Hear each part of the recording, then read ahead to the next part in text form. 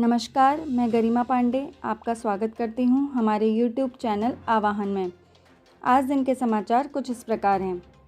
दिल्ली के मुख्यमंत्री अरविंद केजरीवाल उत्तराखंड 2022 के चुनाव के लिए सीएम चेहरे का कर सकते हैं ऐलान। आम आदमी पार्टी के राष्ट्रीय संयोजक व दिल्ली के मुख्यमंत्री अरविंद केजरीवाल 17 अगस्त को दून आएंगे। एक दिवसीय दौरे पर केजरीवाल रोजगार, स्वास्थ्य, शिक्षा व 2022 के चुनाव के लिए सीएम चेहरे को लेकर कोई नया ऐलान कर सकते हैं। उनके दौरे के लिए पार्टी ने तैयारियां पूरी कर ली हैं। पार्टी पहले ही सभी सीटों पर चुनाव लड़ने का ऐलान कर चुकी है। उत्तराखंड में करीब 584 अवैध मलिन बस्तियां 2024 तक नहीं हटाई जाएंगी। उत्तराखंड में करीब 584 अवैध मलिन बस्तियां 2024 तक नहीं हटाई जा सकेंगी। हाईकोर्ट ने इन्हें हटाने का आदेश दिया था, लेकिन 2018 में राज्य सरकार ने कार्रवाई पर रोक लगाने के लिए कानून बना दिया था। अक्टूबर 2021 में यह कार्रवाई स्थगित रखने की अवधि खत्म हो रही है। अब प्रदेश मंत्रिमंडल ने इसे 3 साल के लिए बढ़ा दिया है। देहरादून से मसूरी के लिए प्रस्तावित रोपवे होगा एशिया का दूसरा सबसे बड़ा रोपवे। रोपवे की लंबाई 5.5 किलोमीटर होगी, जो हांगकांग के गोंगपिंग रोपवे की लंबाई 5.7 किलोमीटर से महज 100 मीटर कम है। इस रोपवे के बनने से अब दून से मसूरी मात्र 15 से 18 मिनट में पहुंच जाएंगे। इससे मसूरी में लगने वाले ट्रैफिक के साथ ही सुरक्षित पर्यावरण दृष्टि से यात्रियों को सुविधाजनक यातायात का साधन सुलभ होगा।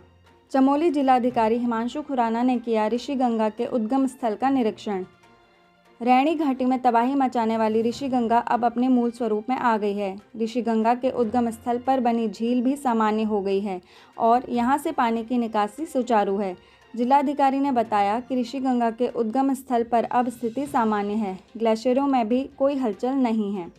सचल न्यायालय वैनों को हरी झंडी दिखाकर अलग अलग जिलों के लिए किया गया रवाना। सचल न्यायालय वैन के चलने के बाद अब दूर दराज में रह रहे बीमार और बुजुर्ग गवाहों को गवाही के लिए न्यायालय परिसर में नहीं आना पड़ेगा। रजिस्ट्रार जनरल धनंजय चतुर्वेदी ने बताया कि सचल न्यायालय van internet, computer, web camera व सीसीटीवी समेत सभी ज़रूरी सुविधाओं से लैस है। देवीधुरा के बग्वाल मेले को मिलेगा राजकीय मेले का दर्जा। मुख्यमंत्री धामी ने देवीधुरा के बग्वाल मेले को राजकीय मेले का दर्जा देने की घोषणा की है। देवीधुरा में आदर्श राजकीय डिग्री कॉलेज के भवन के लोकार्पण कार्यक्रम में उन्होंने लोहाघाट नगर पंचायत को नगर पालिका में उच्चीकृत करने का आश्वासन भी दिया। इस दौरान सीएम ने कुल 2,525 लाख रुपए की 10 योजनाओं का लोकार्पण शिलान्यास भी किया। स्वामी रामदेव ने कहा, ओलंपिक पदक विजेताओं को बनाया जाएगा पतंजलि और रुचि सोया का ब्रांड एम्बेसडर। हरिद्वार में पतंजलि योगपीठ में स्वतंत्रता दिवस धूमधाम से मनाया गया। पतंजलि संस्थापक स्वामी रामदेव और महामंत्री आचार्य बालकृष्ण ने पतंजलि योगपीठ के विभिन्न परिसरों में ध्वजारोहण किया। स्वामी रामदेव ने कहा कि जल्द ही ओलंपिक पदक विजेताओं को पतंजलि और रुचि सोया का ब्रांड एम्बेसडर बनाया जाएगा। कुंभ कोरोना जांच फर्जीवाड़ा, स्वास्थ्य अधिकारियों पर गिर सकती है गाज। सीडीओ की जांच रिपोर्ट में मेले से जुड़े अफसरों के फैसलों पर गंभीर सवाल उठाए गए हैं। ऐसे में रिपोर्ट शासन को मिलने के बाद दोषियों पर कार्रवाई तय है। हरिद्वार महाकुंभ के दौरान कोरोना जांच में बड़े स्तर पर फर्जीवाड़े की पुष्टि हुई थी। भाजपा और कांग्रेस के कुछ नेता आप में हो सकते हैं शामिल।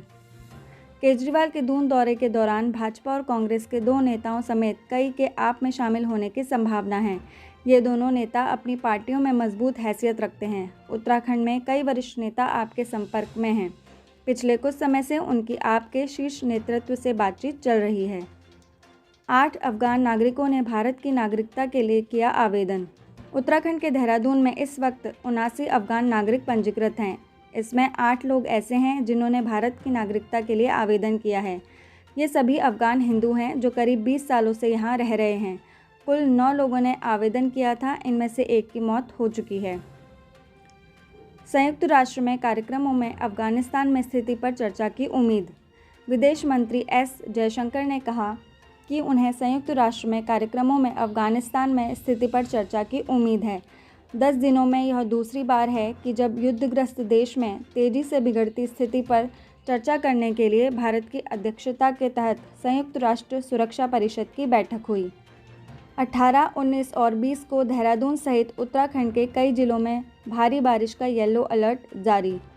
मौसम विभाग ने उत्तराखंड के नैनीताल, पिथौरागढ़, बागेश्वर, पौड़ी, चमोली व देहरादून के लिए 18, 19 व 20 में भारी बारिश का येलो अलर्ट जारी किया है।